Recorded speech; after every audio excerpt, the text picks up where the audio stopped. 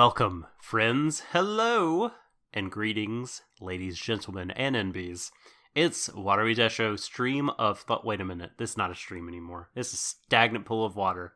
The stagnant pool of thought. Wow, what a downgrade. Could you not just say it's not a live stream, it's just a podcast? But no, we had to go straight for, here's the secondhand bathwater.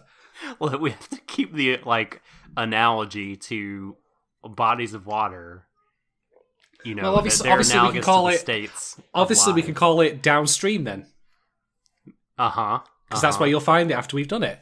It's just bottled water. This is just on demand. Yeah, this water on demand, just bottled water. But single-use no, that's probably not good. We shouldn't. We'll workshop this later. Anyway, this is listeners episode 2.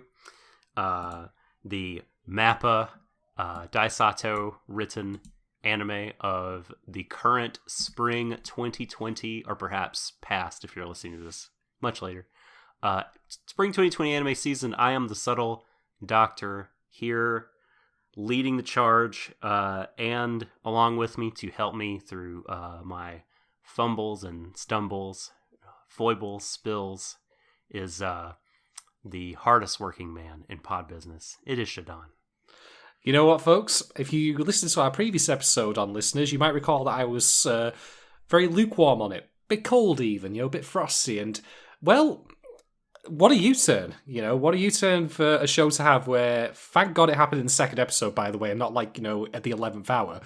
But I am now very much on board with this show because I'll get into it later, of course, but what episode 2 of Listeners does, it does right where episode 1 did wrong, in my opinion. And I know Doc will disagree with me, because that's, we've got to have some sort of, conflict throughout this little podcast series going on here.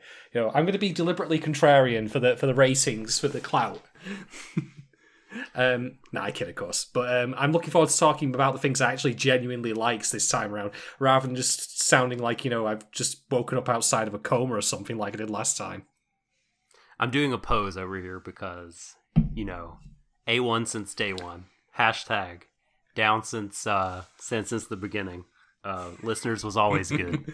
Listeners did nothing wrong. Oh, you're one of those, are you? Well, Dai Sato did nothing wrong.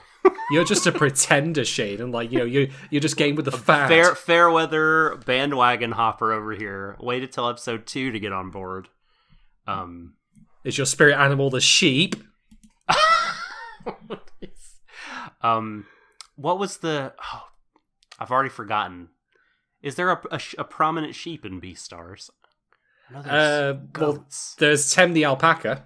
Yeah, the alpaca. He's prominent. Until he gets, he's very prominent in the same way I suppose that the Big Mac is prominent on the McDonald's menu. Oh boy, not sure how to transition out of that, but I'll just brute force and say that we're gonna try to. No, you know what? Let's stay here. Let's stay in the banter because I just want to point this out before we cover the episode proper, Shadon. So, COVID-19. Ah, that old chestnut. COVID-19 has claimed the life of the English voice actor of Star Fox 64's own Peppy Hare. Yep, and also the soldier from Team Fortress 2. He's, doing a barrel roll in that great R-Wing in the sky, I'd like to think, now. And I just want to say, fuck COVID. Fuck that. How dare you? How dare you take this away from us? No, not to.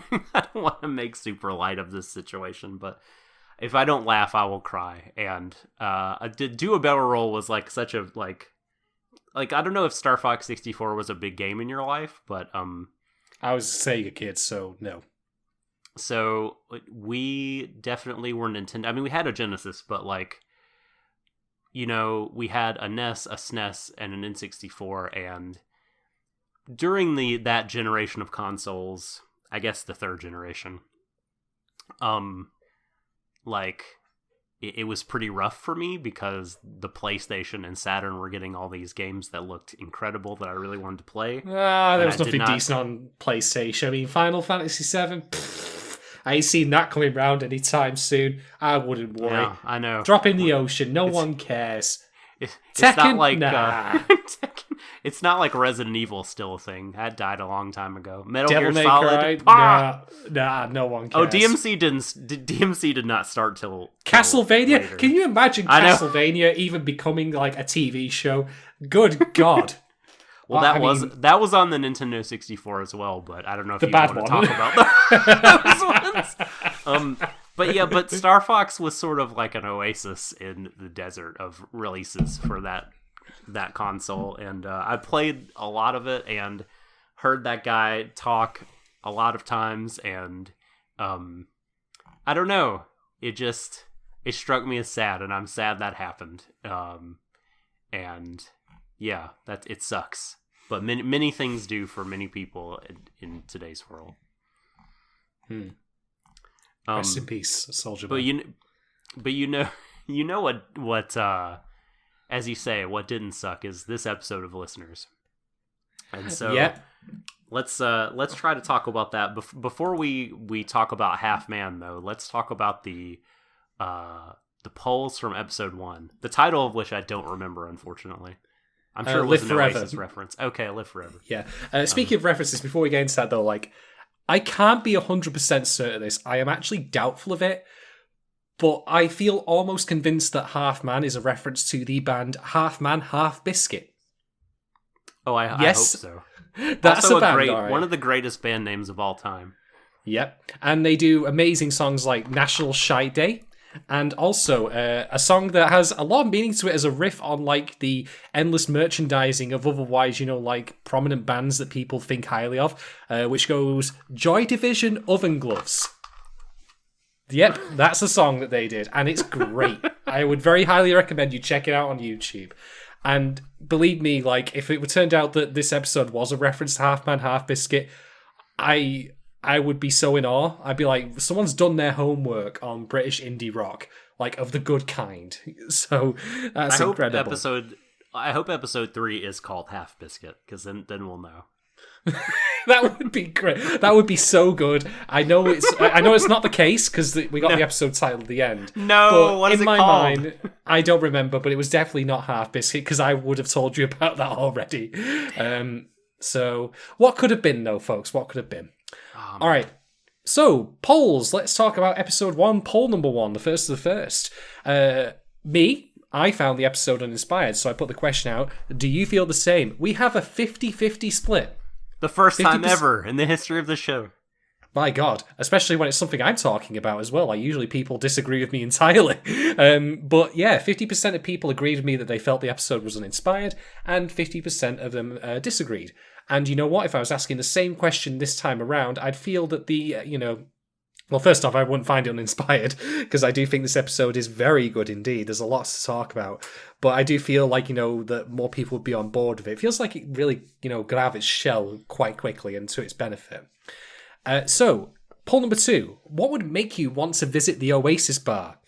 67% of you voted for the Champagne Supernova, the special drink. Yeah. The house special. 33% of you voted to see Liam and Noel fight, because that's all they ever do apart from playing Oasis whenever they get round to it. And 0% of you, this surprised me because I hope someone recognised this, 0% of you said that you'd rather go to Pub Blur, to be honest. I am immensely disappointed no one picked that. Woohoo. Oh, come on, you've been up for the drink park life, I want to say really quickly, before I forget, that so there's a British wrestler called Noam Dar. And Noam Dar comes out to an Oasis song. I think it's, what is it? Morning Glory. What's Your Story, Morning Glory? That one. I love that song. Mm-hmm. And his finisher is the Champagne Super Knee Bar. I thought it was going to be the Wonderwall myself, where he just literally runs into like the side barrier or something.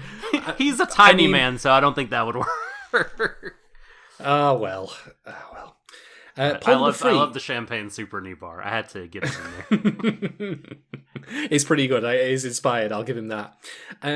So, poll number 3. What did you think of the chemistry between Echo and Mu? And 38% you said it was pretty good.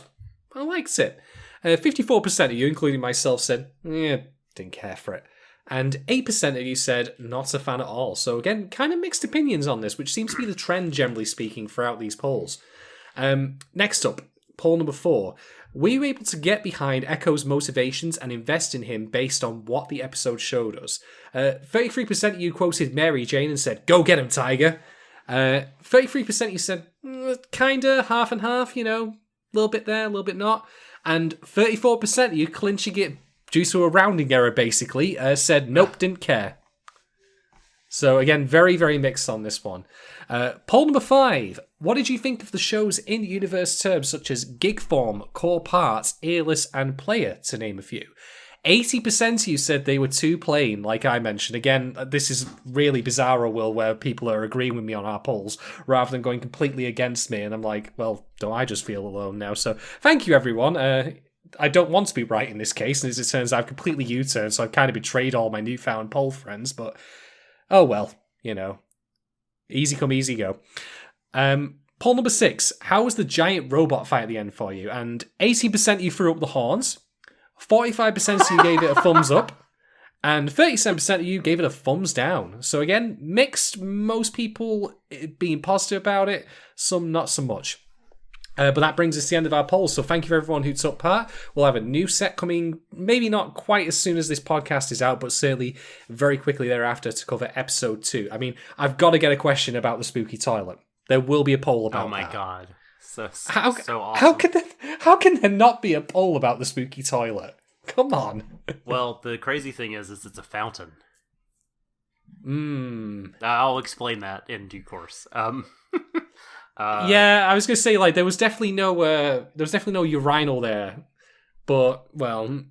Oh, was there not? I thought there was a urinal there somewhere. I'm fairly certain that Echo was just pissing against the wall, and yes, we're opening our discussion of listeners' episodes. Perfect though. That's so perfect. Very rock and roll. Okay, so we should backtrack, get to the beginning. So here we go. Here's a quick rundown of what happened this episode. So the episode began with a flashback to tiny Echo Rec being told stories by old men, telling him, one of which you definitely could not hear, and that was a funny joke that they kept doing. I enjoy that. In going along with all the references to British stuff here, if that turns out to be a reference to Hot Fuzz, specifically the farmer who speaks an incredibly thick accent with the sea mine joke, then my god, I'll stop reviewing this show immediately and just declare it perfect. I just like that everyone else can understand him, but we, the audience. Well, that's the joke in Hot Fuzz, though. Yeah. There's she mine. It's like, there's she mine. He's got a sea mine. Oh, he's got a sea mine. This is the pikey jokes from Snatch, right? You get pikey subtitles on the. Do you like Dags? DVD. Yeah, do you like Dags? Pettiwinkle Blue. Although again, there's no better line from Snatch than Tyrone. That's not a fucking shotgun. It's a fucking anti-aircraft cannon. And I'm saying it too enthusiastically even for that, but it's still a great line. God, I really listen. Those two movies, Snatch and Lock, Stock, and Two Smoking Barrels, are some of my favorite comedies. I adore those movies. Remember the good old times when Guy Ritchie wasn't shit? God.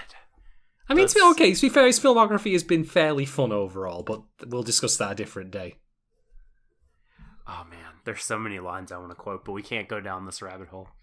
Tom, you're fat and look as though you should be, but you're not. I don't know what is that. What does that mean? It's so good. Okay, so they're telling him these stories. And they are talking about the earless, and one of them suggests that they used to be people. And thankfully, Swell comes to rescue Echo from them and immediately tells a scary story of her own to poor little Echo.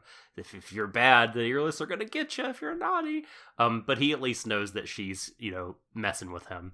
And but she sort of assuages his fears that the earless were people.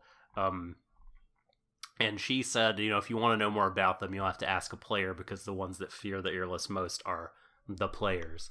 And not the other way around, as you might otherwise have thought from the first episode. Indeed. And so that kind of comes to bear a little bit. We learned, I think, this episode that we actually know very little about this universe and how it works, and we're probably going to be surprised by quite a few things going forward.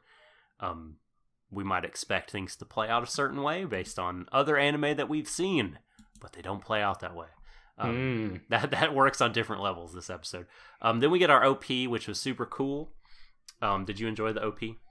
I did very much. It was complete chaos, let's be honest, but it felt very music video to me, which is the kind of mood you'll go for.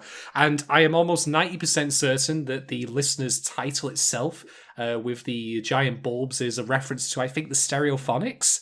I'm certain I've seen their name in the same setup in one of their music videos. I could be wrong, mind you, but I am almost 100% positive that particular logo is a reference to a British band of some kind, in much the same way that the Live Forever thing from episode 1 was a reference to Oasis's band logo. Yeah, for some reason I thought it was the Strokes, but it could be the Strokes. But they're not British, so that would. The Strokes are good, though. To be fair, though, so I would be okay with that. Absolutely. They was from the time before the the great indie collapse of 2010. Or in fact, no, it was a bit before that actually. But yeah, when British indie wasn't completely forgettable recycled garbage. Yeah, American garage rock. It was okay for a couple of years. So after the OP, we see that Echo and Mu are riding the train, as it were, to the midnight train to anywhere. Yeah, right. To parts unknown, and there's a great part at the beginning that I really liked. Street lights, sorry. So I couldn't not continue that. I'm so sorry. I just think about Midnight Train to Georgia when I think about that, which is a non-indie, a much older song, but and one of the greatest songs. It's such God, I love that song. Anyway, there's a great part where Mu and Echo, since they didn't stay behind to verify the mayor's survival, it's still up in the air like it was for me. They're like, he seemed like he's a tough guy. I think he looked like he'd survive something like that. He was 60 pounds soaking wet. Forget about him. He's fine. He's fine, Echo. No, don't worry about that. And then he has the bone density of a Twix bar. There's no way he could have normally survived that. Yeah, I know. It's remarkably cavalier, but that's Mu for you. That's why I like Mu. And so the world is so big, Echo remarks. He's never kind of been outside his hometowns. He's looking around. It's like, oh my gosh, this expansive horizon. It's it makes me feel like there's so much possibility. And Mu is very much like, yeah, when you're out in the world, I think to myself, I'll never be bored. Cut to the next scene. I'm bored. And she punches Echo, who apologizes for... I'm sure he thought, well, you know what? I won't speculate. I feel like this is those sort of... kind of a layer abstracted from, one of those, ecchi jokes. That... Well, he wants to sleep, to be fair. He was asleep, but, he was probably... if you get punched, it's... I don't really know how to articulate what I mean here, but it's like he was getting punched made him think that he had done something inappropriate, or just something wrong generally, quite possibly, which I will mention later as a thing that ties into why this episode does such a better job of giving us insight into who Echo is than the first one, where he simply told us, oh yeah, I've that's how it be, and I'm like, that's not enough, we need more. And then we got more this time around, so thank you listeners. Interesting. So I feel like I didn't learn as much about him, but I will let you I will certainly you will have the floor and be able to make your case. I'll get to mic drop, don't you worry. So shortly after that little part, the earless are chasing the train. they look down into the sort of the sky that the bridge that they're on is riding over, and they see the earless, and the earless are chasing them. So robot fight time, punch. It's we're rolling, we're fighting, and then now it's time for heck yes, the ultimate move, pose. We're gonna do it, and then nothing just doesn't happen. Do you, dear viewers, suffer from the unfortunate effects of giant robot impotence? Signs include ultimate attacks not working. You may be interested in Mech Be Back. Oh no. Oh, yeah, I really did feel like we needed some really old man just come in and say have you been in this situation where your giant mech doesn't work all of a sudden for no explained reason? Is this from the makers of Mech Sure? Man, that's an old joke. I wonder how many people are going to recognize that. To all one of you, we are kindred spirits. Man, I don't know. It's so hard to know what the audience overlap would be. Man, I miss Mech Sure. That was fun. I loved Mech Sure. I might have to do another Mech Sure joke. Please, we must do another Mech Sure. Hi, I'm Shadon, and I'm a player. And you know what troubles me when I go touring to fight earless monsters? Insuring my equipment. I could write this stuff in my sleep. Exactly. Insuring my equipment. So they sort of get how does it happen? So they end up taking a tumble in their escape from these earless. And the mech goes back in the amp, and they fall down the cliffs and are in hiding from the earless. And then the Newbalton sisters appear once again. This cannot continue. This cannot continue. Totally. I mean, it is inarguable that their visual... the dialogue! Their visual reference... Oh, the visual reference is to Nier Automata, but the dialogue and their ideas are... and these things may be in Nier Automata also, but I will talk in talking points about the movements in art, painting, culture, music that these characters, these Newbalton folks, embody. Because there's a lot of really interesting ideas underneath them that I want to get out there that I think make what they're about and what they're saying make a little bit more maybe make sense is not the right word, but kind of help you get your bearings when kind of trying to parse and figure out what these characters are about. I'm personally just glad that Baby Metal finally grew up and decided to change their band name. Hey. So it's the post-apocalypse. It's been at least 20 years. So these folks appear. Have they said their gender yet? Because I refer to them. I've been referring to them in my head as sisters, and they definitely present to me as ladies, but I don't actually know if they are gendered in this show or not. Pass. I don't believe that's been mentioned. They do indeed mention sister and such, but oh yeah, that's right. They do. They totally do. One of them does refer to the other one as sister, and I think that I'm. You know what? I'm gonna step out on a limb here, and I'm gonna call them sisters and ladies. And if they are not, I will definitely own up to it and change it in future episodes. So listeners. Not the anime, but people listening to this show. Oh god. Keep me honest. Okay. So these sisters say that they refer to Mu and the power and light that she was giving off as the light that they've been seeking and the power that was lost. And I have in my notes, they crazy. And no, what was your first clue? They used the phrase present your evidence that these people are crazy and then just gesture at the entire episode. I know. They used the phrase let's do it, a dada, which is important.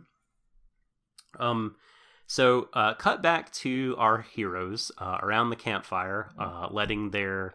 I assume maybe they fell into a body of water? That would be the bottom of the bridge. Mm-hmm. So they're letting their clothes dry by the fire. They have, luckily, these really big, warm-looking blankets to cover up their undergarments and their bodies. And they are talking, and Echo says, "Hey, look, I know why your big robot attack failed. You didn't give it a cool name." And I was like, "What?"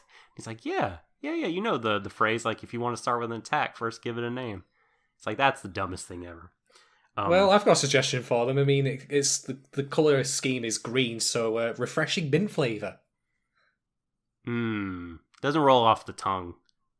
Doesn't roll. So what about Emerald Splash? No one's using that. Okay, yeah, that's pretty good. I'll give you that one.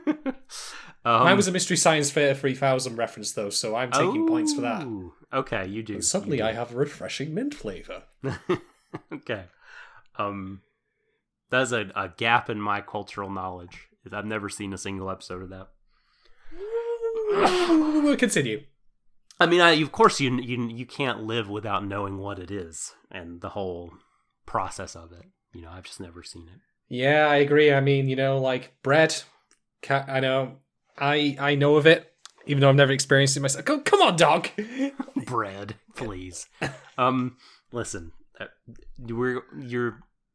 we need to get to this really important joke where it looks like Echo is masturbating, but he's playing with his junk again. Yeah. Yes. I have he's really looking for the book. Why does he have to hide his book down there? Like, he has 1,000,001 pockets. Like, he's wearing like overalls. I know. Why does it have to be? I don't know. I mean, it's not even a porno mag, which would make more sense. Yeah, I will say like that. This episode, this stuff hit me as less clever. Like, I think it may be because there are a couple moments. This episode, they lean into one of them more. And then last episode too, but I think I was just willing to overlook it, where like the dynamic that annoys me ever so much, that when done maybe not even when done poorly. Maybe I've just seen it happen a lot. Very sort of Tsundere light, where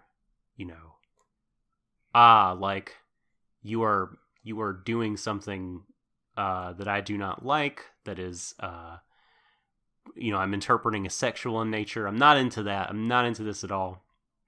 But also, if you talk about like me in a complimentary fashion, or give comments that be construed that you like me, I'm gonna blush and be like, okay, I am really into you. I want you to like me more. But like not to like, it's Miku from Franks again. You remember that? Oh my gosh, I don't. I'm not gonna engage in that. Now, I think the way I just said it makes me uncomfortable, because it's not like, this is not me saying like lady enjoying being complimented and consent should then enjoy being like some sexually sort of aggressive behavior, or something like that. I don't want to conflate those two ideas, but there is something. It's sort of like, why, I think maybe it's just like, why does she like seem so interested in Echo? Like, why is she kind of blushing and flattered by what he says? I would be way cooler, I think, with if they just leaned into the idea that like they're bros, like they're buds, and like Echo sort of just does a lot of inappropriate things accidentally, not knowing how he's coming off, and she just kicks him in the head for it, and that's kind of it. But that other dimension, I don't know, there's just something about it that makes me feel uneasy. Is it the fact that Echo himself is completely innocent, so it doesn't feel like there's an exchange, if you want to call it that? I don't know, it just makes it feel, I think it makes Moo feel, it's like, oh yeah, Moo, anime heroine, yep. She's a character. she's not a person. She's a character that they're writing. That's why she's in. We need to like. That's why she's into him. And Mm-hmm. you know, she you know, their kind of romantic relationship, if they have one, will always. It seems like it's just going to exist in this area where he is clueless about her being interested in him to some degree, and I don't know, but like there's that like there will also be the whole like, you know, oh my god, are you gonna whip your dick out? No, I'm just looking for my book. Punch. Like, I don't know, there's just something about it that like I wish it wasn't that. Yeah, it was a good thing that she was asleep though when Echo finally develops his first foot fetish. Yeah, you know I'm right. That too. That's not even a joke. Good God. I mean, okay, just to address what you said at the start, and I'll save this for the talking points because it's going to get into why the comedy is so much better this episode overall, in my opinion. There is good. There is good. This stuff is still a bit lame in my opinion, but I'm okay with it because it is complemented, or rather, it exists in spite of the other good skits, like the one we already mentioned about the boredom joke, which was the one, you know, crafted through, you know, a nice cut to nighttime. We see time has passed, and it's like, I'm not going to be bored. Oh, I'm bored. Yeah, I mean, that was good. Everything and everything with the attack, the pose and the attack. Yeah, that was also fun. Anyway, so what is humming?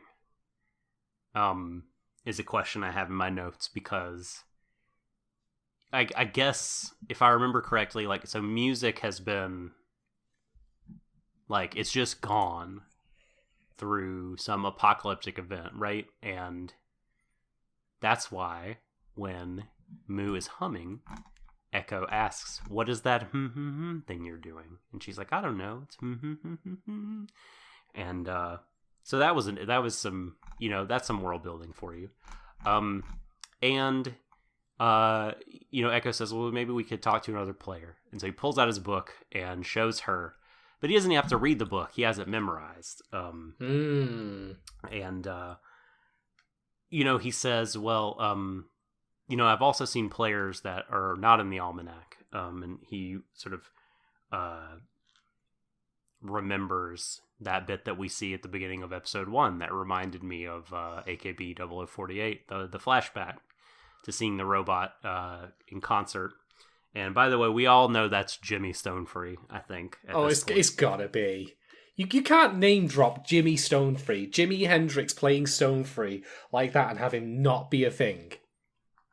But what I'm curious though, and this is not really a talking point, but just more me doing some rampant speculation, is Mew and are the God, I forget their name, A29S2B, fuck it. New Boughton. The New Boughton, like, are Mew and the New Boughton sisters clones of Jimmy Stonefree? Right, yeah. Covers, if you will. Sure. Highly possible. And this player that Echo saw is like Moo in that way, because Moo is also not in the almanac.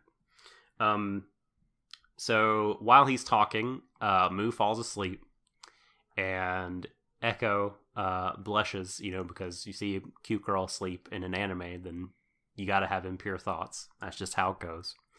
Then he has to go to the bathroom, and there are no bathrooms, except, wait a minute, a bathroom appears.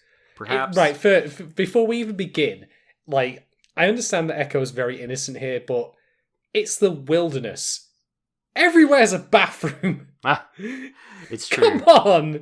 I mean, you know, I'm not saying that you should turn immediately into a Lord of the Flies savage here, but, you know, like, never mind. I'm not even going to get into, like, the specifics of what to do here. We all know. But yes, please describe the bathroom that appears conveniently out of nowhere. I mean, I think it's probably if there were a bathroom in Tartarus. I think this is probably it's the most Persona looking bathroom I've probably ever seen. I was personally thinking that I was glad to that Black Rock Shooter's environment designer got some work boo. again. Boo. There's a deep cut for you. Boo. I'm sad you made me think of that. I'm just enjoying this. I'm drinking your suffering like I'm drinking this beer. And let me tell you this. It's delicious. So I think keep the visual, the really sort of abstract, strange, reason-defying structure of this particular Lou in your brain. And keep... That certainly happened to me after some clubs I visited. Yeah. Keep that in your brain, and keep let's do it a dada in your brain. Oh God! For later. I have to just say, by the way, right? As soon as I saw this bathroom, I was just like, I've seen worse.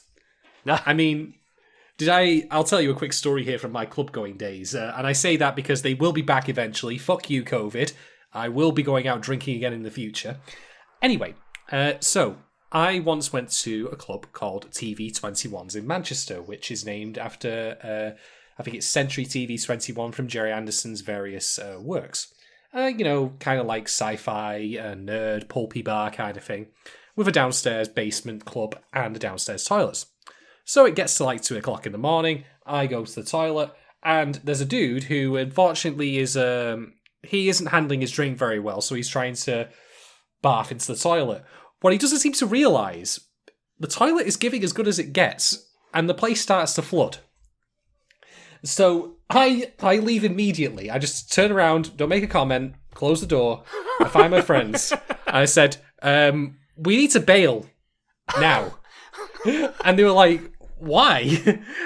And just to give you folks a bit of context here, like, the downstairs club was an enclosed room. It had a fire exit, of course, as you might expect, but the main exit for patrons was to go through a T-junction, which led to the stairs up to the main floor.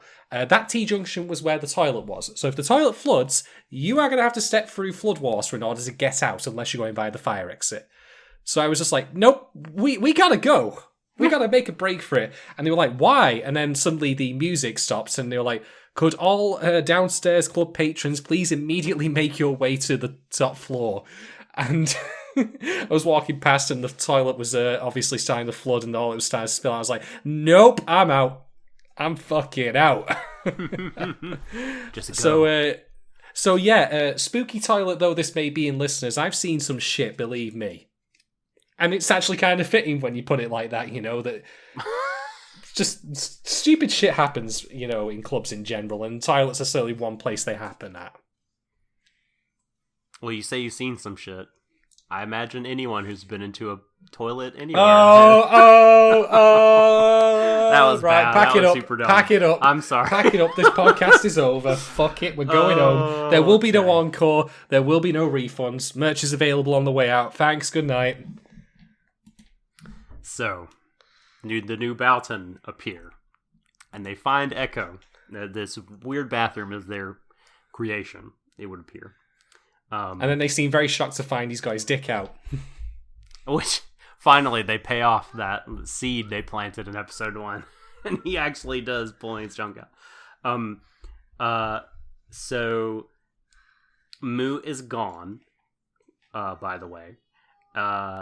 And... gosh, my notes are a little disorganized here. I have, where is Echo? A dead theme park with New Balton. And they amusement park from near Automata OST starts playing. Yeah, that is definitely this cannot continue moment. So they want to know about Mu's core part. They ask is she the successor? Or is she just a remnant of the collapse? And of course, Echo doesn't know what they're talking about.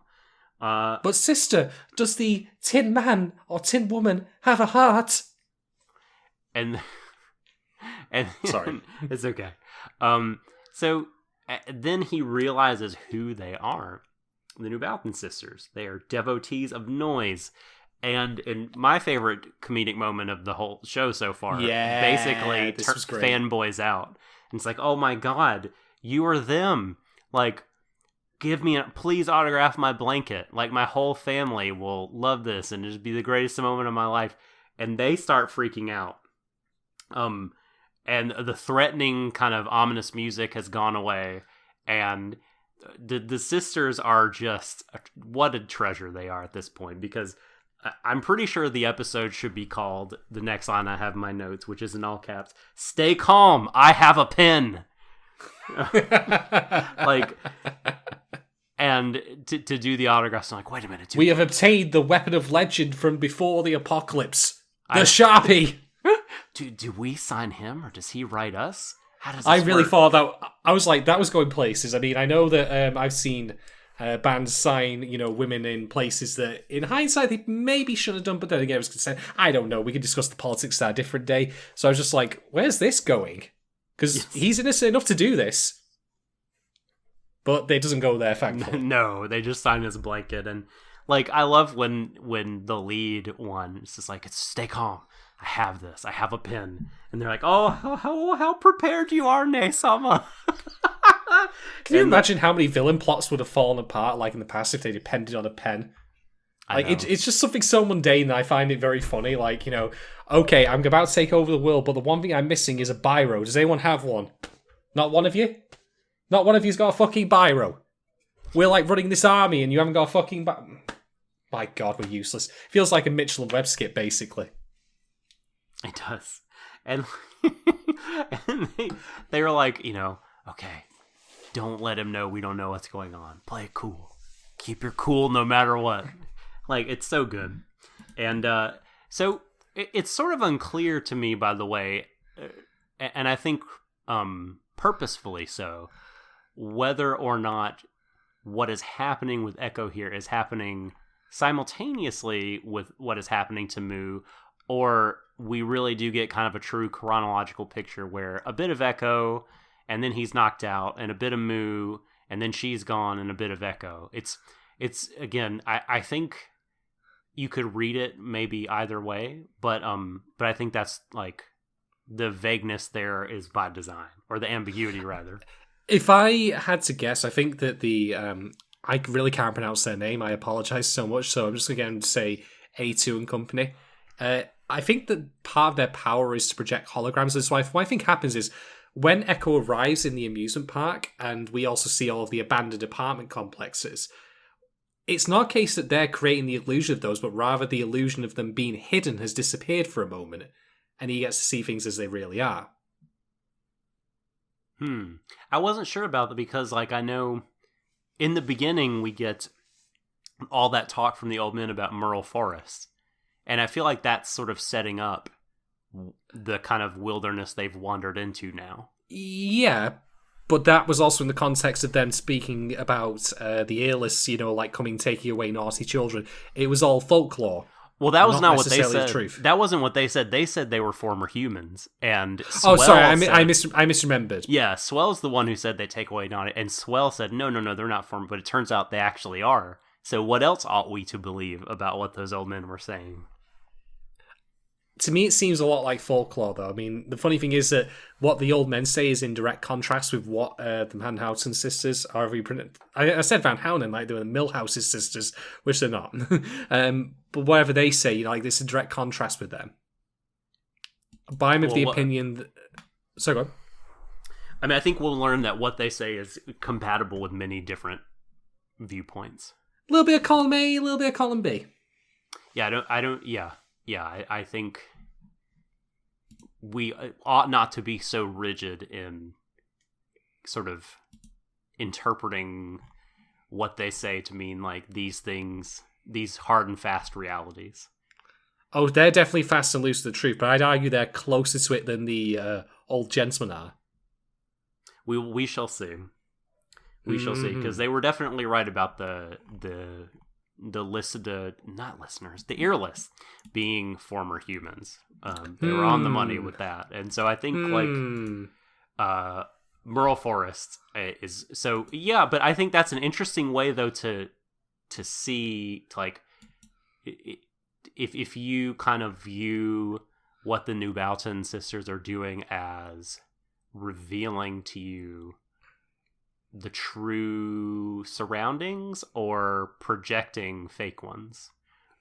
Yep. Well, it's what they do with Echo. Like they have the power. It's established later in the fight between them and Mew that they very clearly have the power to create illusions and holograms, which, funnily enough, fits the rock show aesthetic. That's not unheard of these days. It's how Tupac came back to life. So right, good for him. Right. Sure. But I guess the question then would be if what you're saying, I think we both agree. I think everyone would agree they have the power to create illusions, but do they also have the power to show the truth and unmake illusions that are caused by other beings? Or are you saying that the desolate wilderness that they fell into was itself an illusion created by the New Boughton sisters from the beginning? I would say that seems possible. Not entirely certain, though, because they were following them, remember? And we don't currently have a hard limit on how their powers work. We'll find that out, of course, in due time. But to me, it seems the most likely explanation. Because if as you say, that there is some other force at work that's keeping the world hidden, seems slightly more implausible. But then again, it would also tie with the whole... It would also tie with the whole Maze Runner kind of thing, well, there's this thing over here, and we know this from our history, which is only hundreds of years old.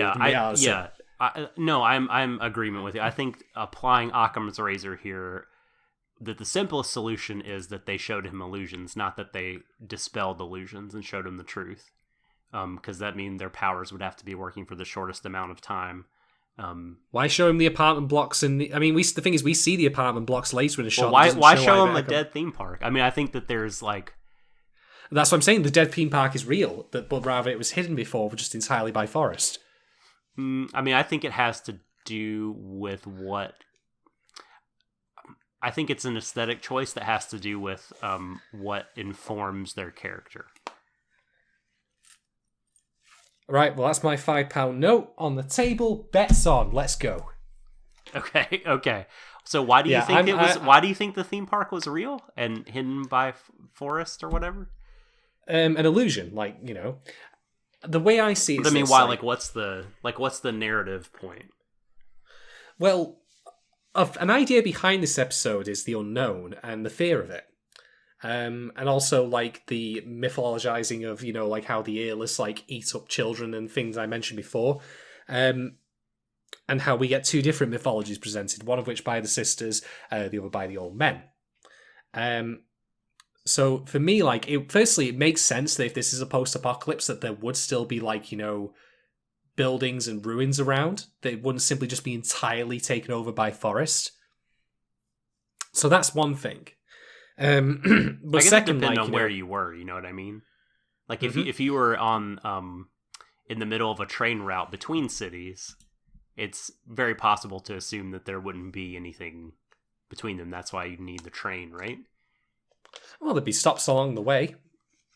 Well, also when Moo finds Echo, he's just in the forest and not in a theme park, or there are no buildings around.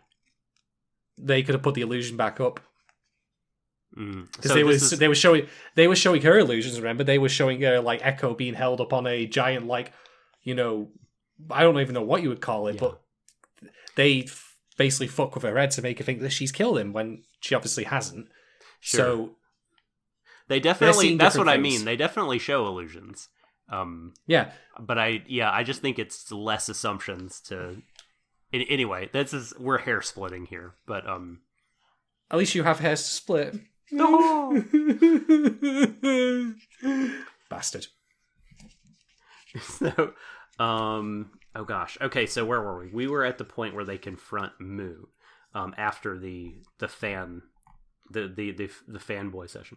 So, they're going to become someone with Moo because they happened upon an element of him. Become as gods. Accepting. Sorry. It's okay. No, accepting unconsciousness, collective unconscious, I believe they say as well, is their philosophy. And this makes sense because they love and sort of are the personification of noise. Both, I think, the musical style and just sort of noise, like just kind of chaotic noise, and that is what so country music. That is what Echo said, I think, earlier, that they are the devotees of noise. And, this, again, is something that I'm going to get into a little bit later. So, and then we get Weil, X3, and robots.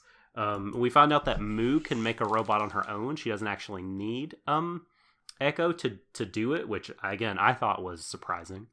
Again, this is like one of the handful of moments in this episode where I was like, oh, I thought I knew how kind of this world worked at least a little bit, but I very much do not. That thing is interesting though, because I do wonder if that'll come back later. Where I can see a scene, for example, where I don't know what the inciting incident would be, but Mu gets very angry at Echo and says, "Look, I don't need you. I just need the equipment." I had to avoid saying your equipment then, because that would have come off. The tone of that joke would have been a bit questionable. But you know what I mean? What is Echo bringing to this journey here? He's bringing the thing he's made, and he has some responsibility for, I'd argue, maybe in repairing it and doing the upkeep. But, that could be an angle to explore, certainly, now that's established that.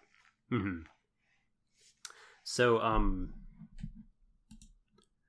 they sort of beat down Mu here by controlling the earless.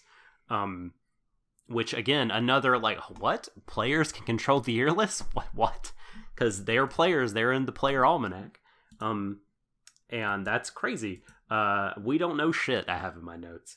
And they sort of, as she is being kind of piled on by the earless, the new Balton sisters are telling her, a player makes themselves heard. A player expresses their conviction for all to hear, but we hear nothing from you. You don't even have a sense of pride.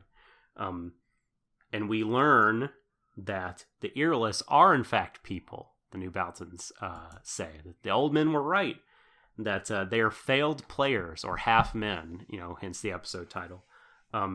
They are as... Too bad they're not half biscuit. They are not half biscuit. Or actually, we don't know. They could turn out to be half biscuit. Black fuzzy biscuit. Moldy biscuit. So the new Baltons say that they are opposed to players, but they are of the same underlying substance. So Mu is about to mount a counterattack, but she sort of has this mental image, almost against her will, called to the front of her mind, of a dude that appears to be Super Saiyan 3, and she collapses. And as you would do if you thought of the Super Saiyan 3 form, because it's hideous. And the new Balton are into this guy. They're like, oh, he's the dude, he's the one, what we were talking about, the pieces of... Dude, he's the king of ruin! Yeah, he's the one who, we thought you were a piece of him, or you're an echo of him or whatever. A clone, you might say. Sure. So let me scroll down. Echo then kind of comes back into the scene as he's held up on a sort of makeshift cross-esque thing. I think is meant to refer to that symbol. He's threatened to be turned into an earless, but Mu tells them that they don't get to decide who she is, and she has a power burst that they are a fan of, the new Baltons. And then she punches out without naming her attack. Still, she hasn't taken the advice. She punches back at the earless, but is either... It's hard to say whether or not the earless or Echo was an illusion. Maybe, do we get later that it was Echo that was the illusion here? Echo was definitely the illusion, because we see at the end that he gets up, and if he had been punched by that... That's right. So, my ribs! Yeah, right. So she thinks she's punched him and wounded him, and that distresses Mu greatly, to the point that she's overwhelmed then by the earless. They sort of descend on her, and then the new Baltons say, "Welcome to the world of the players."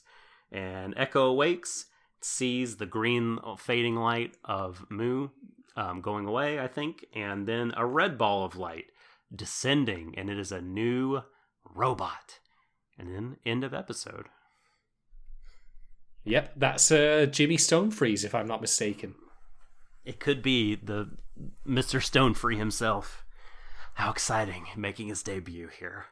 All right, now that we've finished summarizing, Shadon, why don't you read our patron question from the indubitable Kate Rose? I certainly will. So, the first of which, why do you think players fear the airless? Ooh, well, the answer that I will give for this actually ties into one of my wider talking points.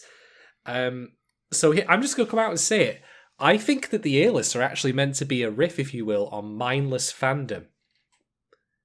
You know, you've got the people aspiring to become players but who fail and instead are doomed only to be fans of, like, those who actually have succeeded. But they have, like, no personality to them. They're just completely and utterly, like, you know, base and running on instinct. Like, I think that is a... I think that's what this is going for here. Like, I think one of the Bounces, I can't pronounce their name properly, I'm so sorry. I think one of the sisters actually says as much in, like, you know, their speech to Moo.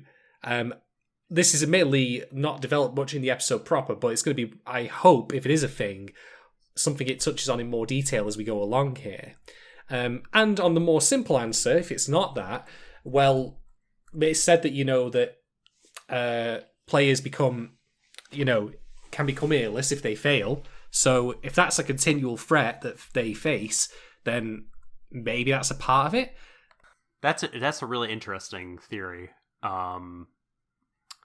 Gosh, I guess I could see it. Yeah, I could see it going that way. I don't know. I mean, on a very basic level, you know, players are the ones that make music, that make sound, and the earless would be ones who can't be communicated or affected at all by the sound, at least not in the traditional ways we would think about. And so I guess what the kind of idea that I had, that I was thinking while watching the episode, is that they possess some kind of either immunity or just a strong resistance to what works for players. And so it's like being a player, you know, being an instrument of song or music seems to be core to, like, who they are. And here you have these beings that just are totally like, that dimension of reality doesn't exist for them. And so it's like, how do you even relate to them? Like, how crazy, how strange, and if I can't communicate with them, I can't affect them at all. There's no kind of control or relationship I could really have with them. So just thinking about it etymologically is the only thing I was thinking. But I think your theory is actually kind of interesting. Well, you think about it, like, you know, Mew actually describes the airless as an audience, and they swarm or they try to swarm all over her, and in turn, you know, they do so later on. You know, there are times when fans go too far, when they don't respect the boundaries that otherwise should exist between artist and fandom. So I think that might be a part of it. We'll see, though. I don't know if it's necessarily go for that kind of deep examination here. But the funny thing is, I think that this is also relevant because I think it ties back to something about Echo as well. Although I'm going to get to that when we discuss him specifically, because there's a lot to talk about with regards to the almanac, and also with regards to the moment of humour involving him recognising the Nubausen sisters. Thank you very much for the off-screen save for that, Doc. Which I think actually explains a lot about something else this show is going for. But we'll come to that in a bit. But yeah, like, it could be just simply as simple as, you know, oh, look what you could potentially become if you fail. Like, it's all that kind of thing you see in a lot of fantasy or sci-fi tropes where these people were, you know, the Guardians once, but then they lost their way. I mean, if you play Doom Eternal, basically the airless of the Marauders. There you go. Enjoy that reference. So yeah, but I would hope it's something more about, like, you know, mindless fandom. That could be a thing. I would like that if it was developed more. Well, Kate, thank you for that. Is there another part to Kate's question? I couldn't remember if she sent in more. There is indeed. Okay, I thought so. Yes. Yeah. Do you think Jimmy Stonefree was the player Echo saw, and is that the same one who seems to haunt Moo? Yes, and yes. Yes. I am willing to bet that all of the players we've seen thus far, because one of the things I should know is apart from the Poppy one, like they all have similar hair. Like I would be willing to bet if it's also another riff on like the industry that they are all clones of Jimmy Stonefree because, you know, well, that's how music works in the industry. Like, we don't innovate, really. You know, we only try and copy what's been done before and maybe put a slight twist on it. I mean, the British indie, like, music industry in general is incredibly guilty of that. How many bands can you name from, like, the mid-2000s onwards whose name began with the? Very many. More than probably should exist. To the point where some of them don't even really exist anymore, but are known more as, like, you know, basically advertising music, like the Fratellis, for example. Like, Chelsea Dagger, like, that was a one-hit wonder for them, but now it really only exists to sell wine and, like, you know, I don't know, mortgages or some shit. I hope that those people that made the song and not some company are getting royalty monies from it still. Oh, I'm sure they are. I know. I'm sure it's going to like fucking maybe not as much as they should be, perhaps. Shit. Yeah. So that would be my other thing. I mean, this kind of like, you know, weird clones and stuff. I mean, we talked about Evangelion earlier and such with Eureka 7. Right, that's right. So it's not unheard of, and we can already see some similarity between how Mew looks versus how the Nubartan sisters look. I mean, it's right there visually at the very least. But it would make sense for this, like the whole idea of music, you know, and the industry and whatnot, if that's what they're going for, you know, Mew to just be another cover. I mean, come on, her name is literally number 12. So how many like variations have come before this? Yeah. Just saying. I guess like if Jimmy Stonefree is, yeah. I mean, anything's possible. It would just be so much speculation if Jimmy was like the original. If he's like the original one. Like, if he's the Geralt of this world, you know, making that joke again. It's like, shouldn't he be older than, I don't know, I feel like, I don't know, this is total speculation. It doesn't, let's go with that for now and say, this is a good working theory. It would be deeply ironic, though, because Jimmy Stonefree of himself as a character on a meta level is already a riff. You know, a very obvious riff at that, on Jimi Hendrix and Stonefree. So it would be kind of... I don't know how I'd feel about that in the end, but that's a thing, certainly. We shall see. That's my feeling. That not only is that yes to both of your questions there, Kate, but it's going to turn out that, you know, send in the clones! Fucking Frank's all over again. Just hopefully not shit. No, come on. Yeah, Look, I'm joking. When I say it's like Frank's again, what I really mean is I can see the broad like strokes, but hopefully, you know, it isn't, well, smeared in crap like it was with Frank's. So, hey. Right. I think that brings us to the end of our Patreon. So unless you have anything to add on that particular point that I've not mentioned? Not really. I mean, I would also say yes to both of her questions there, like I said. So thank you very much, Kate, for sending in Patreon questions. If you out there would like to send us a question, it's really easy. You go to patreon.com/Warui Deshou and subscribe at the $3 tier, and you will be able to submit questions in our Discord channels related to the shows that we're covering. There's one called Questions for the Stream, and you pop the questions in there, and we have to answer them no matter how ridiculous they are. We have to give them serious consideration. Or can't wait for the one that asks, you know, which of our favourite new Bowser systems is, you know. Yeah, exactly. Which one's your favourite? The one that was with the white hair and the strange voice, or the one with the white hair and the strange voice? I don't know about you, Doc, but I really can't decide. The lead one. Just she made the pin gag was really good. I'm fairly certain the lead one, by the way, her seiyuu or voice actress is the lady who voiced K-Guy in Thunderbolt Fantasy. She has a very distinctive voice, and I feel like I should know her name, but I don't. So I think maybe there's a trip to Mal after this podcast. Get on that, yeah. So, but yeah, you do that, and you can ask us these questions, and we will answer them and give them consideration. And it could be you could make us do a whole bunch of research, and then we'd have to do that.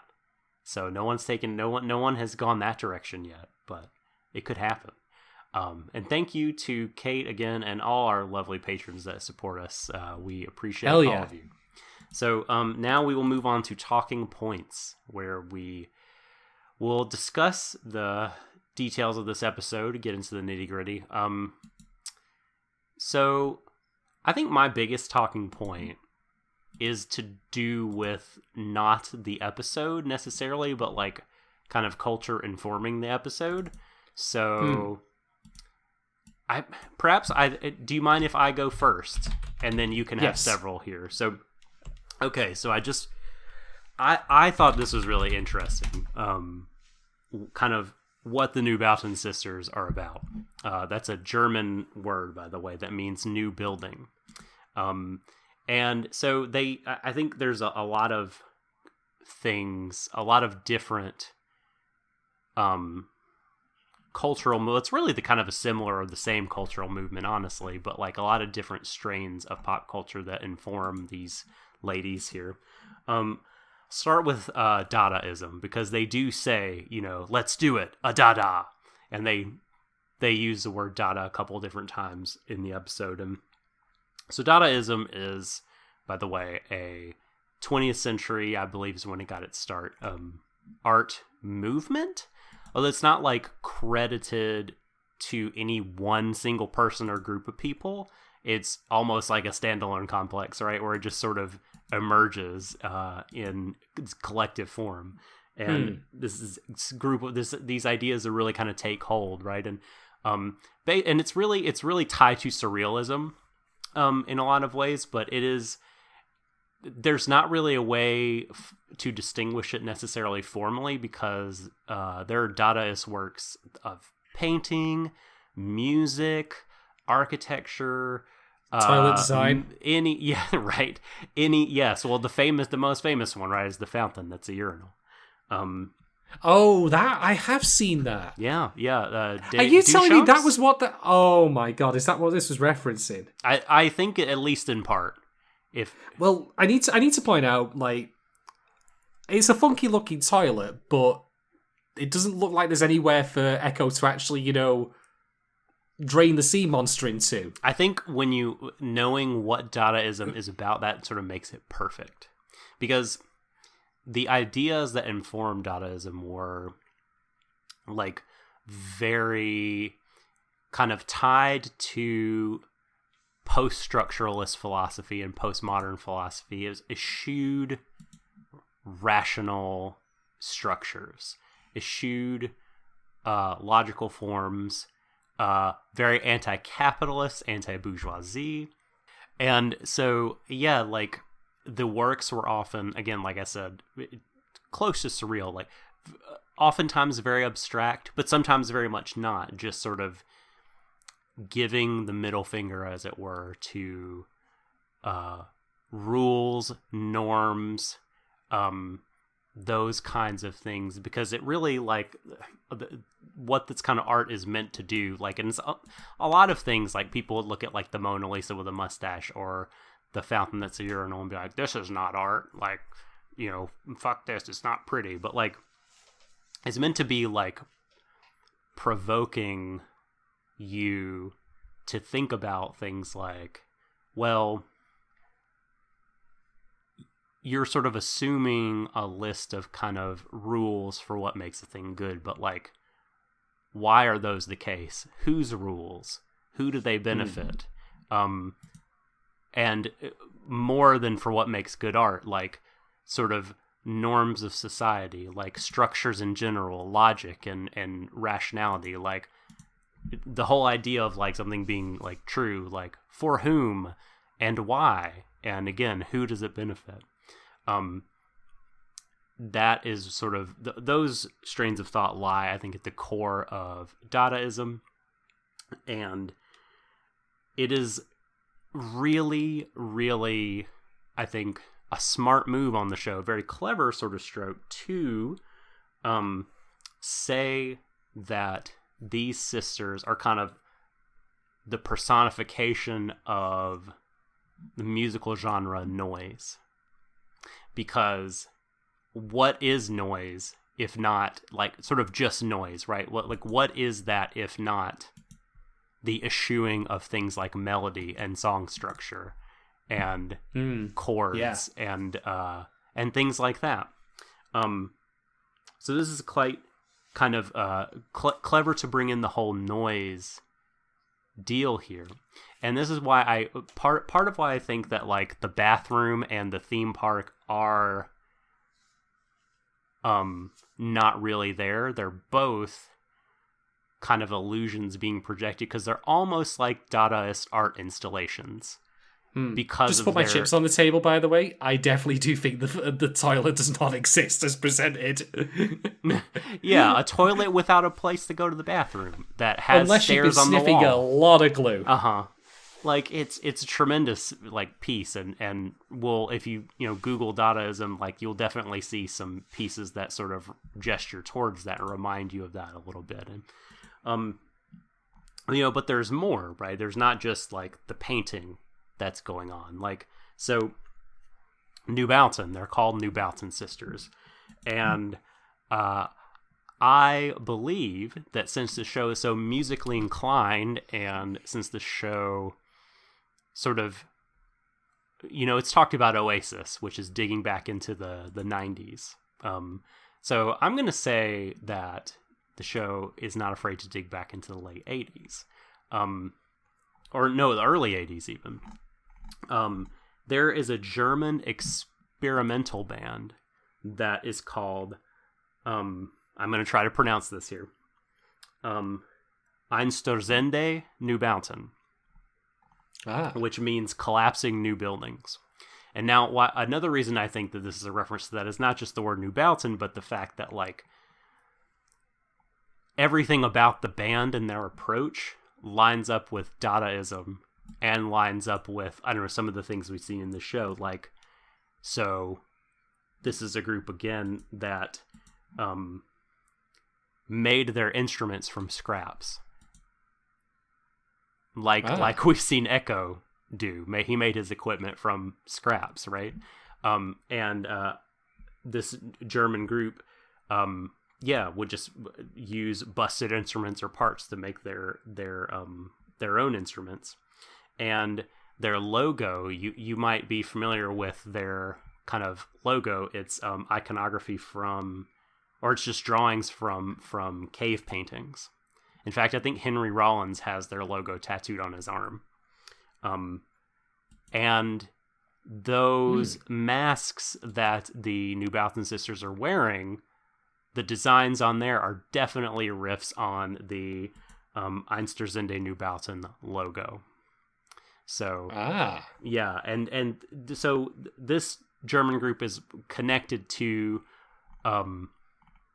more overtly Dadaist bands in style. Like I believe one of the founding members of Throbbing Gristle just passed away. It was this avant-garde musical group from the 70s, and it also used like broke instruments and furniture and walls like to play the music, and it was very anarchic. Again, F structure, right? F form and rules and norms. Why? Because you're meant to think about like not just what that means for music, but like extrapolate that into the bigger world, like the absurdity of life and why things are the way they are. Like it's again been...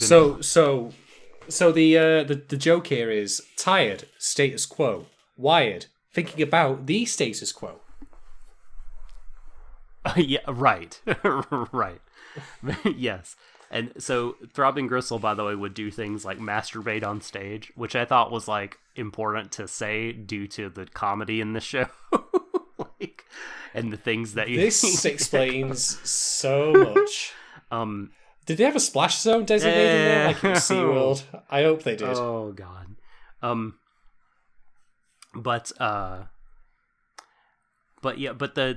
the band's performances in both cases, really, I think these are not these are not bands that you'd buy a CD of, right? They're bands that you would go see live because it would almost be like going to an art installation, because you'd see this completely unique thing that would never be replicated, and it would be about the ideas and not about the music. The music could be whatever, it could be terrible, but like, so I wanted to make people aware of all these like different undercurrents throughout like the 20th century that are informing what these characters are, from the fact that they are devotees of noise to the things that they are saying maybe not making a lot of sense, to them showing crazy bathrooms or dilapidated theme parks, to the symbols on their masks. Like it's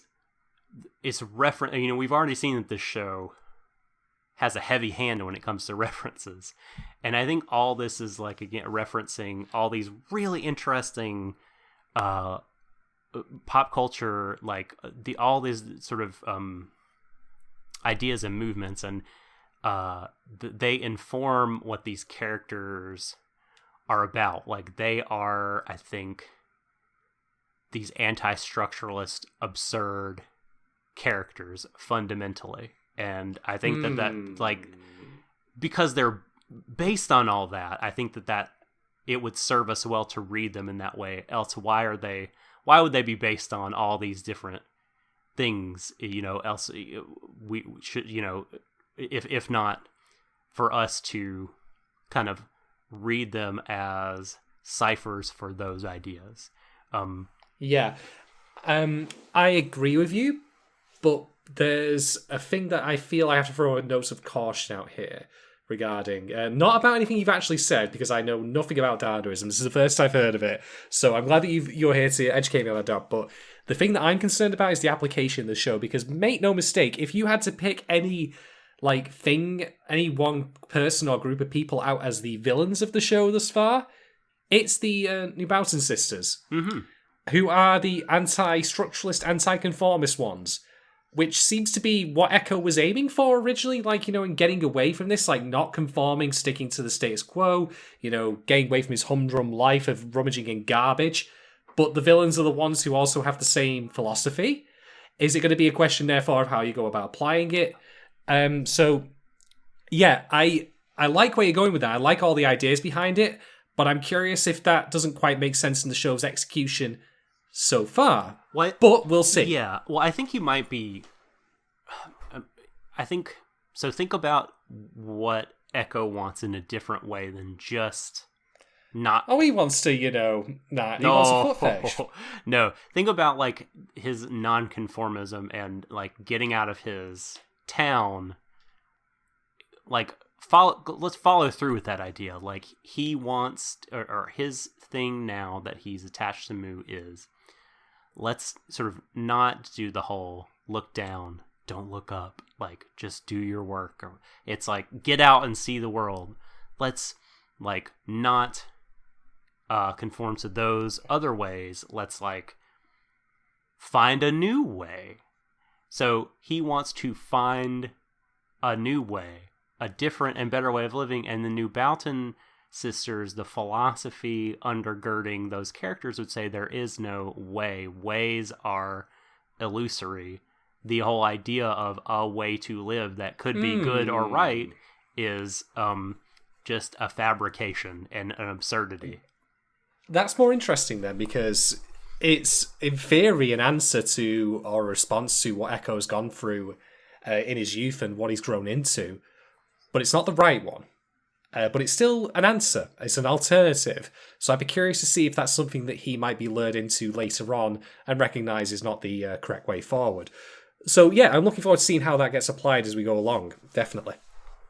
Yeah, and I just wanted to like I said, just put all that out there and everything. And that's my main talking point for the show. And I know that some people in our Discord were sort of like nonplussed by these characters. They didn't really do anything for them.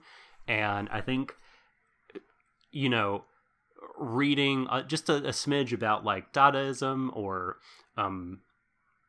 Einstürzende, New Boughton, you know, maybe even Throbbing Gristle, or other things associated with these like movements would like help just be like a touchstone for again what and it always helps me to like have some kind of like, if I just have no idea about a character, like what's up, like I would sure love some kind of like something, like some touchstone for what's informing them, like some kind of guiding light here, and hopefully all this information can serve as that to help you like contextualize what their role in the story might be, and that they're not just like zany for zaniness' sake.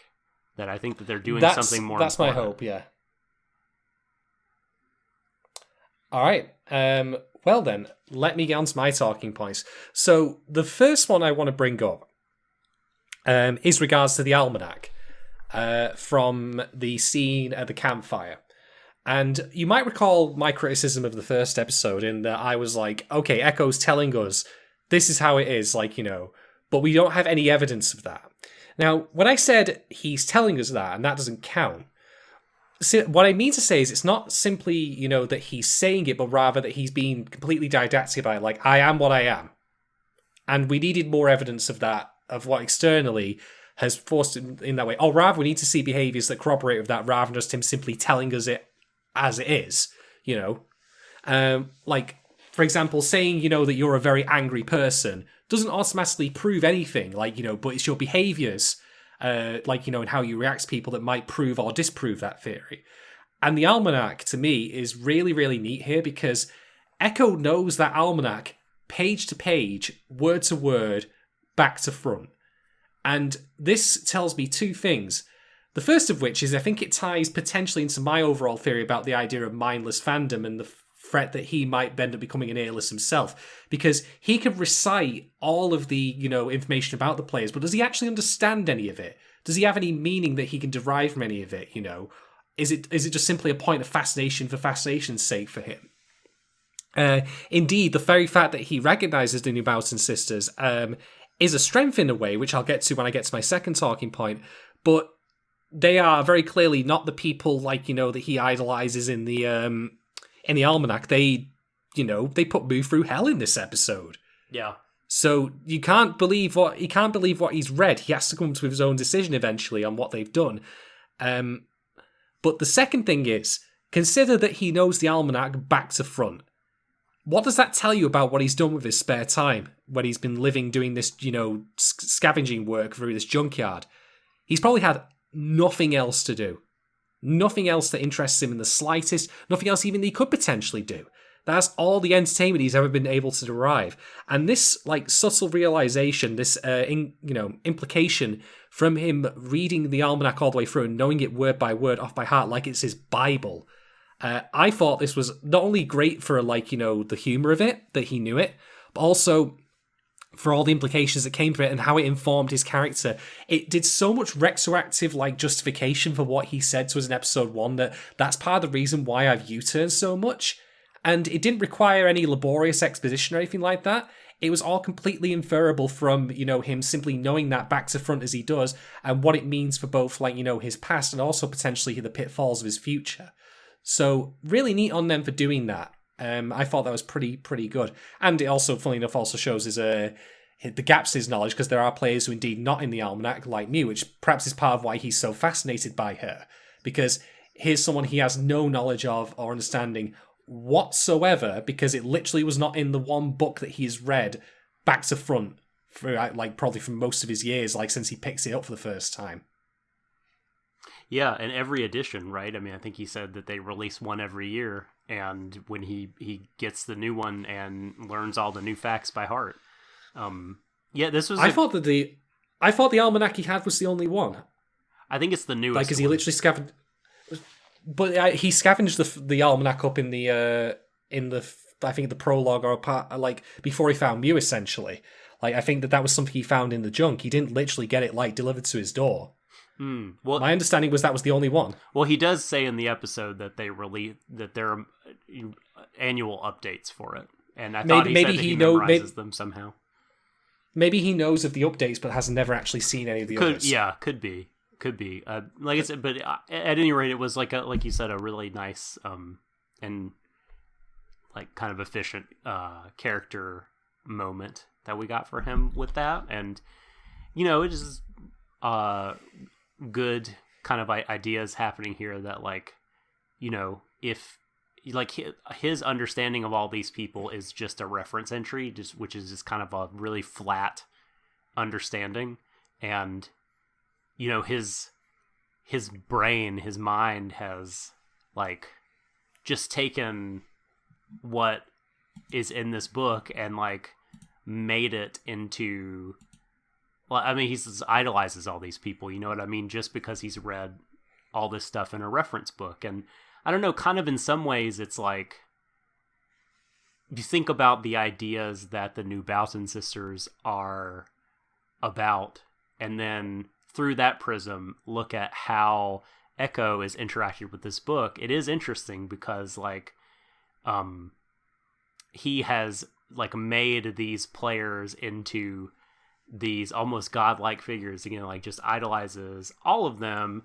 Like he has done that, like the book didn't do that, but like he just sort of has taken all these ideas and made them his own, and is living out what he's done with those ideas in this totally unique fashion that is not like, I don't know, not everybody is going to do that sort of thing. And it's his scripture, basically. Mm-hmm. Yeah, and yeah, it's just like, again, I guess instructive that like when he meets them, it's not even necessarily true that what may be in the reference book is false about them, but again, is just this really flat, single kind of aspect of what they are. It was just some pieces of information. Didn't really prepare him for the reality that, like, well, they could want to hurt you. Yeah, well, I can demonstrate that to you right now with an actual real life example. My favorite, musical whipping post, Axl Rose, because if you watch any of Guns N' Roses' classic music videos, would you have any idea whatsoever about what a complete and utter snake Axl Rose is? No, you wouldn't really. Say for watching the, You Could Be Mine video where, Arnie as the Terminator rightly assumes that Axl Rose is a waste of ammo at the end as an in-joke. I'm like, that's the most on point he's ever been about himself.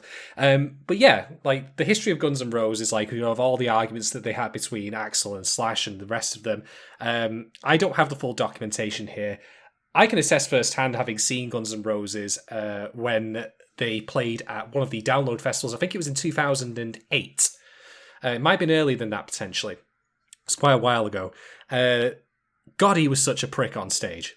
Like, the idea that the image that is cultivated of a performer versus how they are in reality, they're very different. And indeed, how many times have we also seen performers who have private lives, or even very public ones? I mean, Pete Doherty from the Libertines is the one that immediately springs to mind, in my view.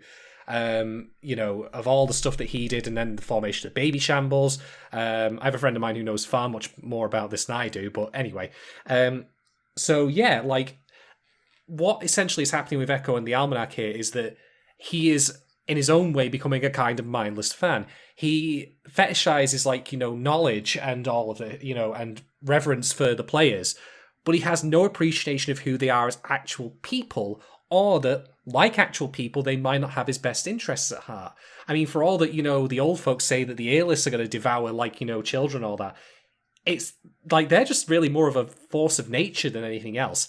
It's the New Boughton sisters who actually take, like, great pleasure in putting Moo through real pain, this one, by making her think that she's turned him into, floor pizza. Mm-hmm. Just a bloody smear. So that in of itself would be interesting to see how much over time he realizes that the Almanac was the beginning of his understanding and not the end of it. Totally. But that also then ties into my second point, which I'll get to in just a moment. But do you have anything you want to add on that, Doc, before I move on? I mean, not really. Like, a lot of kind of half-baked thoughts, honestly. Things like, well, like the the form of the book is that he got sort of contributed to his own fascination. I'm not sure that Echo will be like threatened to become an earless because he doesn't really want to be a player. I don't really know if he has the ability. He doesn't have a jack. You know what I mean? So he can't aspire to be a player. I think it's more allegorical in that case. He won't become an earless literally, but he will become like them. Fawning over. Yeah. Like Mu, for example, without any real thought to it. Gotcha. All right. Yep. Proceed. So next point. Let me talk about comedy. I complained about the comedy in the previous episode as being incredibly rote, and I suppose I should explain myself a bit more. Like, to me, in the previous episode, and indeed with the incident in this one, which Mu throws the teacup at him, like, that to me doesn't really count as subversion of expectations. You could say, like, oh, he wasn't really, actually getting his dick out, it was just the almanac, but the end result was still the same tired shit I've seen before of Gil gets angry, Gil physically assaults him in response, oh, why did this happen, blah, blah, blah, blah, blah, blah, blah, that kind of thing. And that still happens in this episode. And that's still not good in my opinion, but what this episode shows is that the writers are very capable of doing good comedy based on subversion of expectations or just in, through the language of filmmaking. Yeah. I mean, we mentioned, for example, I'll never get bored. I'm bored.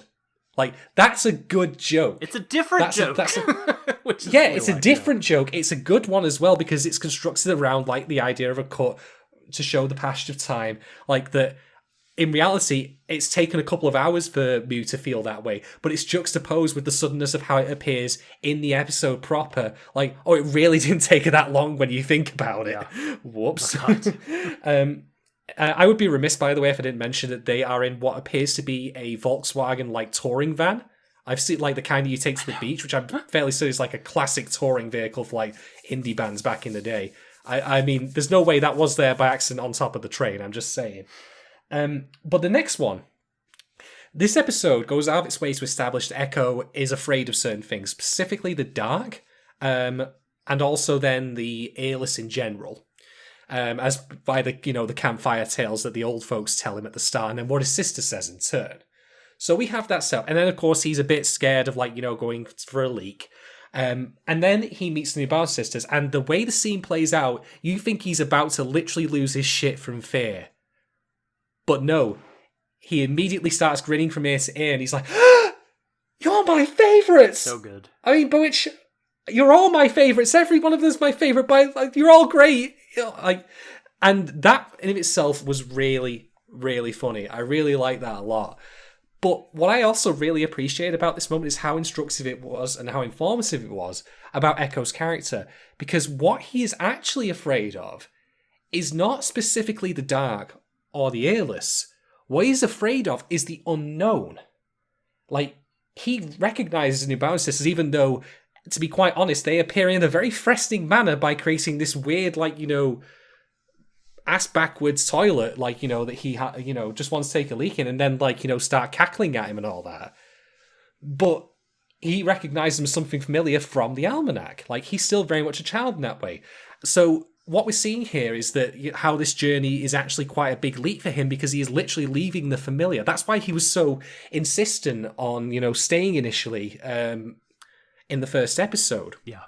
So this is a great scene because not only is it legitimately funny in its own right, but it also tells us more about him as a person and, adds some more texture to the fact that, no, those scenes of him being afraid of the dark were not simply for kicks. They're more to, add specific things, to the wider issue, which is he's just spooks about the unknown that he doesn't understand.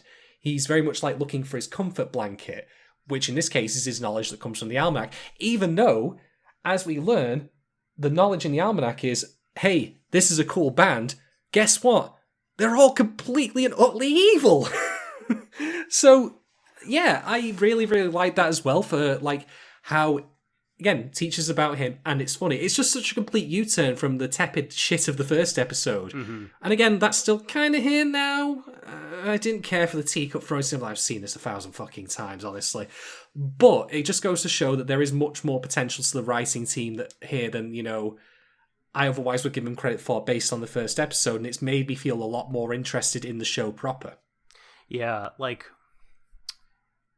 I agree that the sex comedy stuff did not land as well with me this time, because it felt just not as good, but also more of the same that we had already seen. Which I'm, again, not saying you have to write a new novel joke every episode, but like it just felt like the exact same thing, and not like you have to try at least. Not like in a fun running gag sort of way either, but like, and I'm again, as like I said last time, I'm not above laughing at that stuff. I thought it was, I enjoyed it in the first episode, but when they did it here, there was just something about it that was, again, where it was coupled with,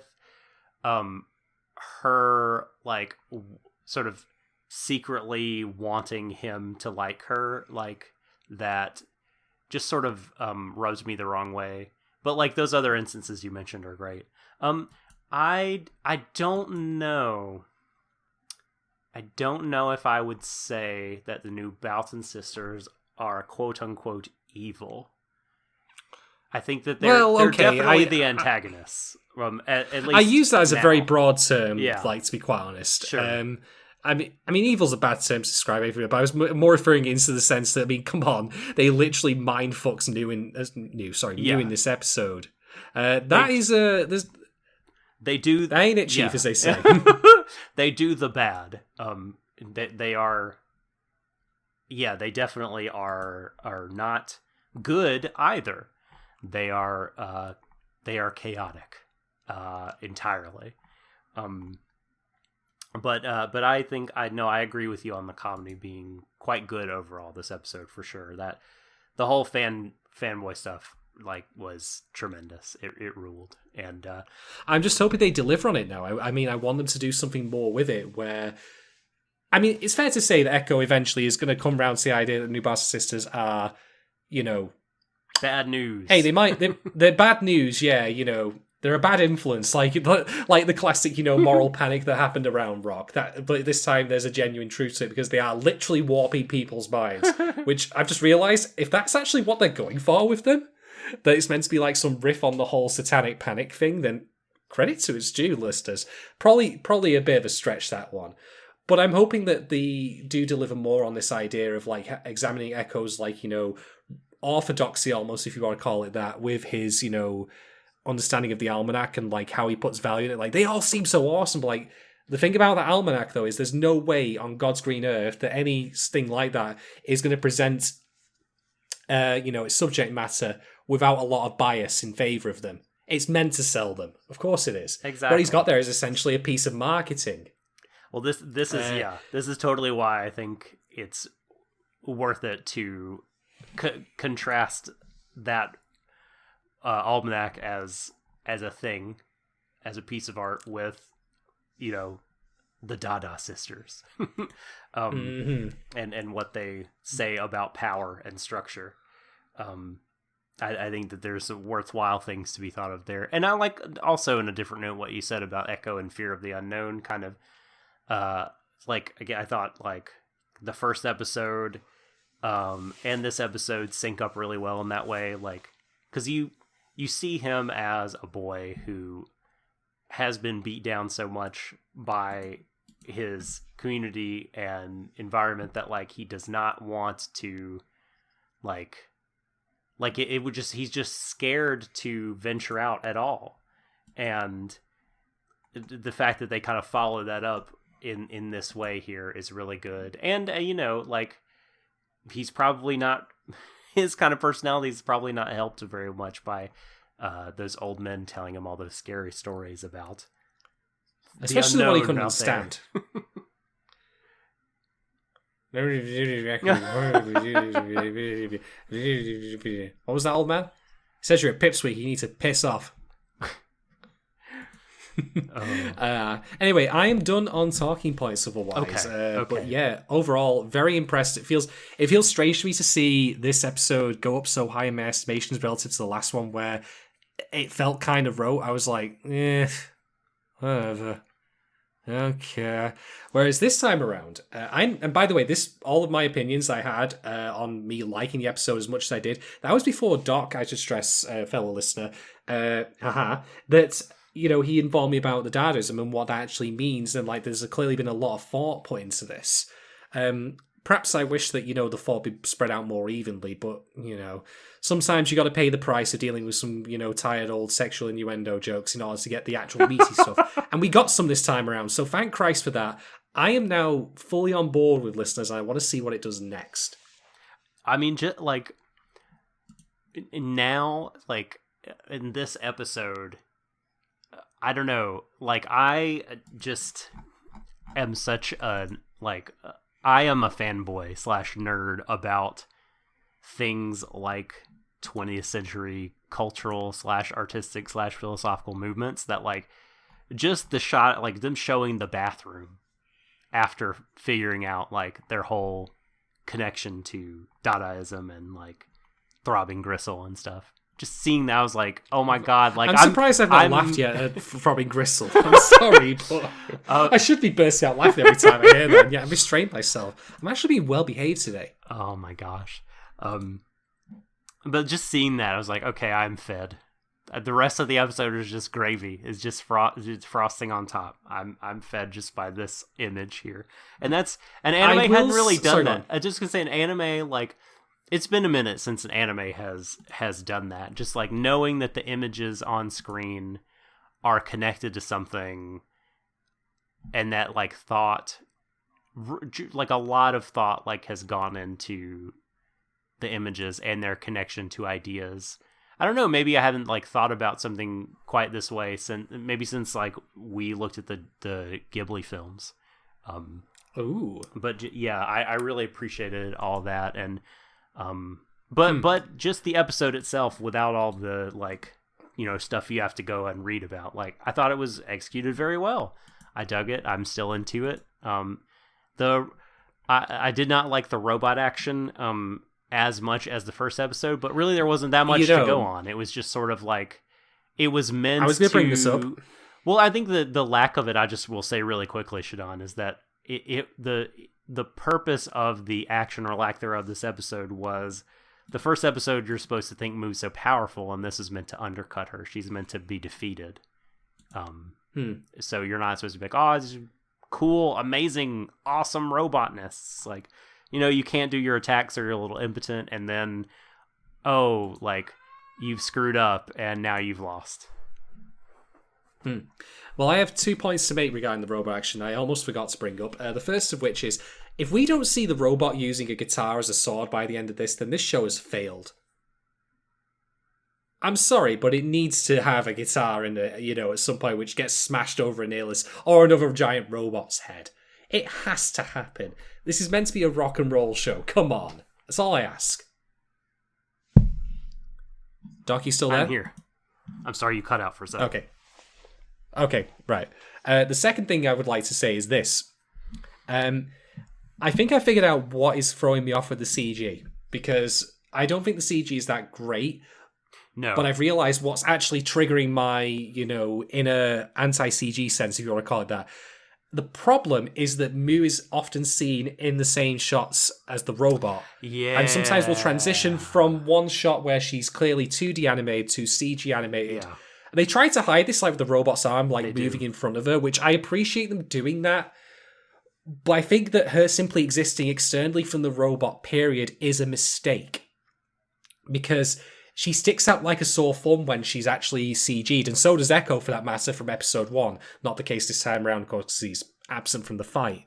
I think I would like it more, and I don't know how they would have done this, or what other way they would have conceptually done, like, Moo piloting the robot. It's not for me to say, I suppose. But I think I would have preferred it more if she wasn't actually sitting on or standing on the robot's shoulder. I mean, there's a moment in this episode where Moo has, like, been yelling at the sisters. I've forgotten her name again. The New Boughton sisters. Mm-hmm. And then when she transitions to CG, she's actually got this really goofy smile. But that's clearly not meant to follow the mood of what's just happened there. Like, it doesn't work. It seems like a default facial expression, which they didn't, like, change to fit something more like how she was feeling just literally seconds earlier. It was very odd. But yeah, I think my core problem with this is that the CG, like, it would be fine if it was just the right. It's like I said about Macross. Like, the reason it works with Macross is because you don't really see CG objects in the same frame as characters. Like, to the point where, they exist in the same space. I mean, there are like scenes, for example, like where you've got a guy in a cockpit, but that makes sense. They're physically distant from each other. Or the one time you do in, say, Frontier is like when you've got the Vardra flying in. But the Vardra, they're aliens. That kind of works for them. They're not meant to be human. They're not sitting in that uncanny valley. But like seeing Mew looking like completely like she's just a figure glued onto the side with PVC. PVA rather. It doesn't work for me. I think the CG could have been executed better, and that's probably my biggest flaw with this episode, right? Which I had plenty of other flaws in the previous one, but like the most I can really say this time around is I just didn't care either for the robot fight. Well, actually, no, I thought the robot fight worked, as you say, because of what I was trying to do with it, which was that, first time around, she just kind of half-asses the fight and then can't use her ultimate finisher. And the second time, she's got all that shit going on with her being mind-screwed. That's meant to, it follows standard dramatic arc. Mm-hmm. We've seen them do well, but now we've got to see them brought low so they can recover from that kind of thing, You've seen learn it before, folks. And then apply the knowledge to, be better or whatever. Yeah. And I agree with you. I like the idea and theory of her being on the robot shoulder, because I think it's not really done that often, and so it's unique. But I think maybe why it's not done that often is because it's tough to, especially when you're doing CG mechs, to make it look good and not really make the character look pretty rough. So I'm going to give a shout out to Yukin on here, who's actually been talking about this in the in our Discord, and he actually reminded me of another show that does a similar sin. No mechs, mind you, but it does transition from 2D to 3D characters, and that's Zombieland Saga. And yeah, it doesn't work there either, I'm sorry to say. I mean, I wouldn't mind if it was all one or the other, but when it transitions the way it does, as it happens in this particular episode, it's really, really noticeable. And I mean, we all can't be Studio Orange. I know that's a lot to ask. I know that's really, really tough. But that doesn't mean that they aren't trying at the very least. With they tried to hide the transition from 2D to 3D with the arm swipe. But maybe they should have gone back to the drawing board rather than recognizing after the fact that it doesn't quite work. Bit too late perhaps for that now, maybe, but yeah. I mean, I could totally see, for example, if you wanted to do this a different way, how about the Mew is indeed plugged into the robot, but she's stood far away and she's doing the gestures there. She's not actually on the side of the robot hanging onto it. So you can have a cutback from the robot fighting to her in 2D, doing the, actual movements that she's miming the attacks. I don't know. There are other ways that this could be done. They weren't limited really. The technology here is limitation, not the storyboarding or the actual imagination. Sure. So yeah. Anyway, I am done. How would you rate the episode, my friend? How would I rate it? I'm going to rate it a lot higher than last time. I think that it feels bizarre to me to feel like this episode finally did what I think it should have happened in the first time around, where it felt like it established the show's own identity much, much more strongly. Mm-hmm. I'm now on board with these characters. I'm on board with the things it's trying to do. I have a thesis statement I can work with now about what this show's going to explore, which is potentially the idea of, mindless fandom.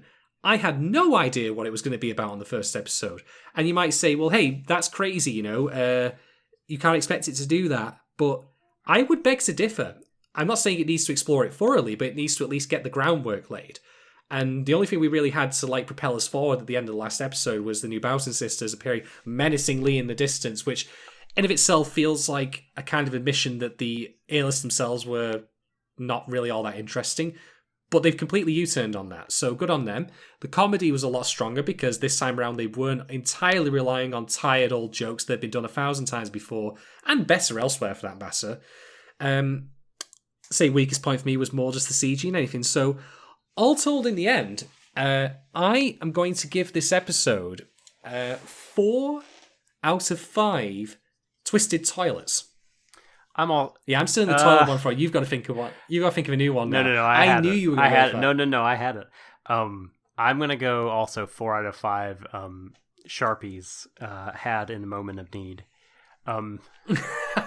So yeah, for a slightly down for me from last week, just because of the, I don't know, I thought like the spectacle really added a lot to what happened in the first episode, and so just a little smidge of a point off for not having that. But I thought everything else was really great.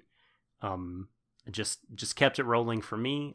Everything that I liked about it, I think the show knows what it's about. It feels pretty confident.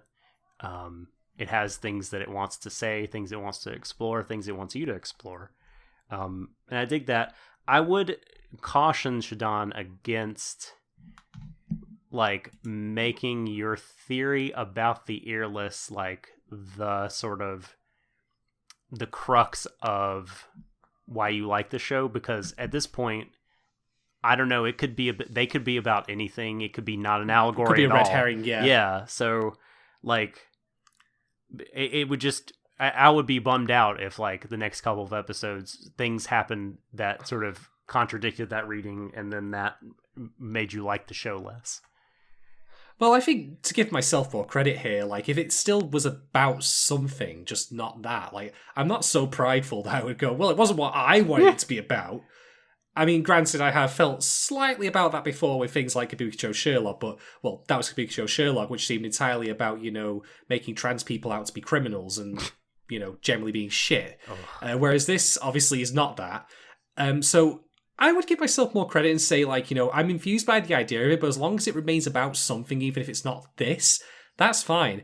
But if it then turns out, oh, they really are just about nothing, none of all this was meaningless twaddle, then, well, I'll call it what it is, meaningless twaddle, and I'll be quite disappointed by it then. But yeah, we'll see. I'm certainly, at least, even if I turn out to be completely wrong, though, like, I'm infused to see what comes next, which is more than I can say if you're leaving episode 1, where I was just kind of like shrugging my shoulders. Mm-hmm. I'll take that. I'll take that any day of the week if it turns out that I was relying on false hope. Well, I'm glad we both liked it, and I will take the opportunity to say that the polls for episode 2 will be up at some point after this pod goes up, probably tomorrow. Tomorrow, let's see, I'm in America, it's evening. And it's still the same day over in the UK, so I can definitely say as of recording time tomorrow. And I want to say thank you to patrons. We love you all very much. Thank you for your support. If you'd like to become a patron, head on over to patreon.com/Warui Deshou. To subscribe, you can read about all the benefits contained therein on the page. La la. And if you would like to shout out Shadon, he is at Shadon1010 on the Twitter. I am at the Subtle Doctor. That Warui Deshou, the pod account where you can keep up with all the things that we're doing, is at Warui Deshou. We're on Spotify, we're on Apple Pods, we're on YouTube. Subscribe, like, follow, share, review, 5 snakes, do the deeds. And finally, to sign off, we'll leave you with this for listeners episode 2. Embrace each other, everyone out there, to the ends of the universe. Good night.